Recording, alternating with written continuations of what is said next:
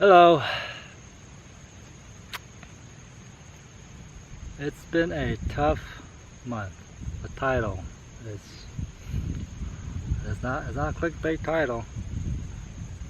It's the toughest month of my life. Probably the toughest month of my entire family's life. Where do I start? Well, let's start from the beginning. End of July, I got a call from my brother saying that I need to come out to California because my dad's health was failing and I better get out there before it's too late. So my wife and I planned on getting out there. We got our ticket, both of us and Hannah. We left our kids with my mother-in-laws, the other kids, Eli, Isaac, and Isabel with my mother-in-law, and we headed out to California. Got there on the 1st of August, and because California is California, and there were still Nazi Germany about COVID restrictions out there, so of course they didn't allow me to come into the hospital to see my dad. But it was kind of too late already anyways. My dad had lost consciousness, and he was on a machine that was breathing for him. But he was steady, so that's how that went for the whole week. At around Thursday of that week, his health started declining even more. So they finally allowed me to come in just for that one day to have a meeting. Pretty much the doctors were trying to convince me that it was time to unplug my dad. That it's not worth the fight. So yeah, pretty much the doctors were like, yeah, it's time to let him go. Yeah, well, it was kind of rough. But anyway, I got to see him. I stayed with him for a couple hours, talked to him, and then I said my goodbyes.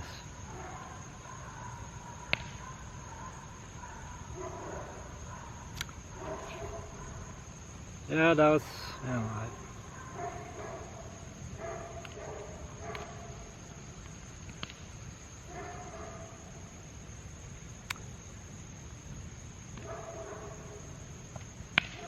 I've been preparing for that moment for a long time. My dad's health has not been very good for a long time, but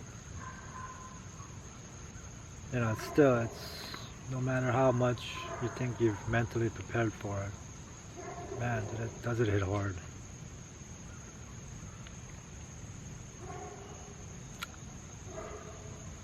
I've really not had much time to just kind of take it all in and think about it. Like I said, I saw him that week Friday.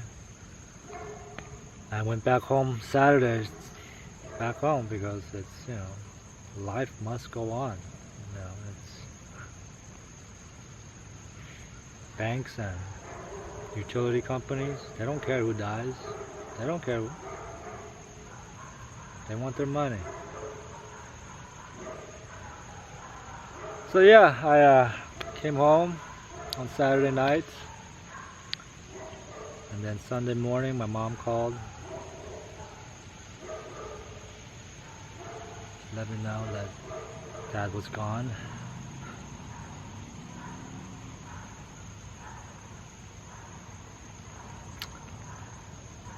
Yeah, but like I said,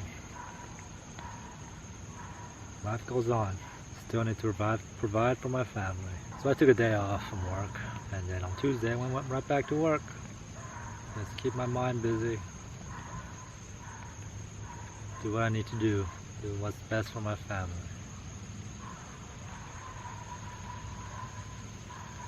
So yeah, that was the following week. And I think on Wednesday of that week, there was a doctor's appointment that we've been waiting for over a year, a specialist, to see my son Eli, just to see if everything's alright with him. And he was diagnosed with Tourette's. That was another blow to to the family.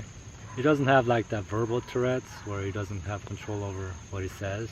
He has a hard time regulating his emotions. He has no control over how much emotions he puts into everything. Like if he trips over something, it's pretty much the end of the world, you know, kind of thing. So yeah, and he also has high anxiety kind of Tourette's. To me, he's just a normal boy.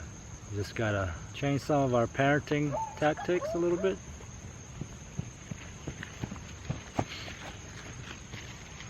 Say hi. Hi. Again. Yo. How? You guys gonna go have fun? Yeah, we're going to abandon. Yeah, I know. Want one of my strawberries? No, thank you. That's not for you, buddy. Get some strawberries? Yeah.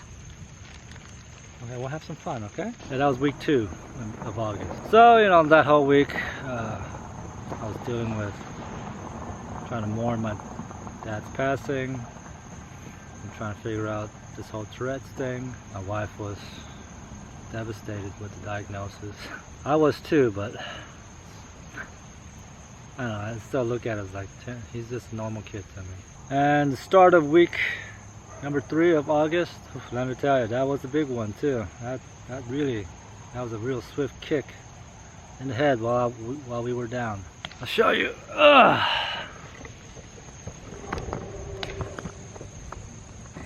That is my garage. It burnt to the ground. 2 in the morning, my wife woke up to a bunch of noise and a bunch of lights.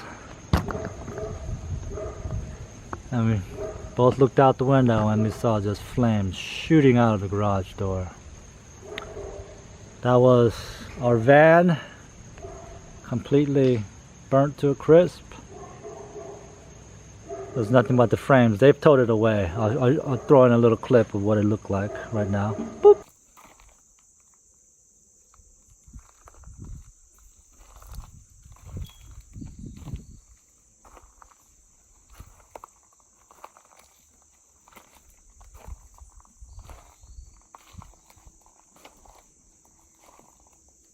I'm back. So yeah, that's pretty much what's left.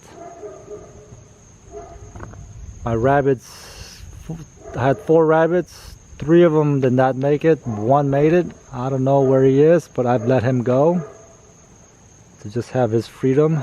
I feel terrible about the rabbits. When I woke up because of the fire, I was in such a panic. I came out in my boxers. When I came running out, I was still in my boxers. I turned the hose on. I dragged the hose over here and I was trying to save the minivan, you know, save our car, because that's pretty much what gets all my family around. Yeah, and I got the hose going. I was hosing the car down. Angela was on the phone with the fire department, gathering all the kids and taking them out. And I was that crazy person, you know, you always see on the news when there's a big forest fire and there's some crazy guy on the roof with a hose. That was me, trying to put the garage out with a hose. It didn't work, I mean. And then as I looked into the garage, I saw all my propane tanks on fire. And right there, as soon as I saw the propane tanks, I dropped the hose and started running. That's all I saw in my mind was explosions and boom, and that's what I was thinking. So yeah, by this time the kids were already by the chicken coop. And I came running, just told them, just keep on running, you know, get away. The propane tanks are in the garage. They're on fire. So yeah, we ran to the neighbor's house, knocked on the door at 2 o'clock in the morning. So. And mind you, I was still in my boxers. Mike answered the door and he saw the flames immediately. He let the kids in. They were awesome. They totally got the kids distracted and watching TV real quick. Fire department showed up 10 minutes later. That was the longest 10 minutes of my life because I was just sitting there waiting for my house to catch on fire. But so I'll show you what happened to my house. So yeah, the vinyl siding had melted off. And it was pretty good. Luckily, The original owner had put aluminum siding on back in 1982 when this thing was built. And as ugly as it is, that's what saved the house from catching on fire. Aluminum siding. The fire chief said the amount of heat that melted all this, if the siding wasn't still on there, the old aluminum siding, the insulation and the framing of the house would have caught on fire and the house would have gone. So thank goodness that they didn't remove that old siding. So yeah, right now we're in the battle against the insurance company to get the siding replaced. All they want to do is replace what was damaged with new siding, which doesn't make any sense because it's not going to match the rest of the house. I'm going to have a two-tone house. So yeah, we got to fight to get them to change the entire house. So hopefully that works out, but I'm not going to hold my breath. It's insurance companies. Last thing they want to do is really actually help you out. So yeah, that was week number 3. Still a lot to think about with everything going on, and now we got to deal with insurance companies that pretty much don't want to really help you out. Oh, and the rabbits. Oh, I feel absolutely terrible about the rabbits. And by the time I remembered the rabbits, the kids were already in my neighbor's house. I came running back. And I could not get any closer than 30 feet from the garage. It was so hot. And they were already dead. I just absolutely feel terrible. Miraculously, one survived. No damage whatsoever. Not a single hair on his fur was singed. I have no idea how he survived, and the rest burned to pretty much charcoal. I have no idea how I'm thinking I had my bucket of water that watered the rabbits. When the bucket finally went, I'm feeling like that's what dumped on him and he was soaking wet. And that's what saved him? That's what I'm thinking. That's the only logical way he would have survived that fire. The rest, like I said, the rest of the rabbits, I feel so, every time I think about it, breaks my heart. I couldn't get them out. The pigs are fine. They didn't even wake up to the whole thing. They were the whole time sleeping. Chickens on the other side, they were fine too. They had plenty of room to back up and they survived. Nothing wrong with them. I'm just glad that my family's okay and that we still have a house to live in. I don't know if my mental capacity would have been able to hold it together if we lost the house, and I'm already barely hanging on as it is. Now it's just picking up the pieces, and just life goes on. I mean, at the end, it doesn't matter what the insurance does or what we don't get back. What matters, my family and a house to live in, and that's what matters the most to me. And mentally, I'm hanging in there.